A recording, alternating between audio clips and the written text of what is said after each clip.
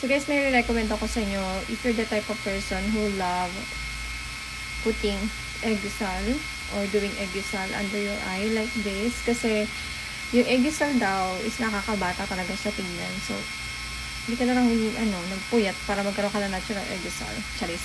But before, I'm using this one. And I found out na mas maganda itong si JMCY. So, ayan, JMCY. Ang ganda nito, guys. Ito yung ginagamit ko pang eggusal. So, the other side is para siyang pen. Ito yung pangguhit. Ayan siya, oh. So, this is number... Anyway, hindi ko alam kung anong number siya. But yeah, this one I'm using. I think this one is yung parang orangey na color nila. Or pinky-pinky ba to? So, ayan yung pangguhit dito. So, ako, super love ko maglagay ng eggusal para hindi halata yung eye bags ko. Kasi I'm the type of girl na sobrang laki ng eye bags. Like, lahi kasi namin ng eye bagging. So, ayan. As I say, hindi kasi ako natutulog, no? Kasi panggabi tayo. Meron talaga tayong natural na eggusal. Charis. Hindi talaga, eye bag talaga yun.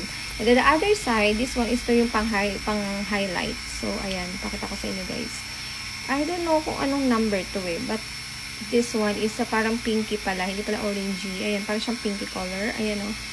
Ayan, ganyan siya. So, yung loob dito, guys, yung cover niya is andun yung powder. Kaya, if manonotice nyo, nababounce to. Ayan, nababounce mo siya kasi yung powder niya is nasa loob ng cover niya. So, ayan siya, guys, ganyan. Diba? Ang ganda. So, yeah. Ayan. O, diba? Ang cutie. Ang lakas makadali. So, this is the JMCY. So, try nyo na, guys. Ang ganda nito pang eggusal. Sobra. Kasi, mas ma-emphasize or mas maganda yung dating ng eggusal nyo.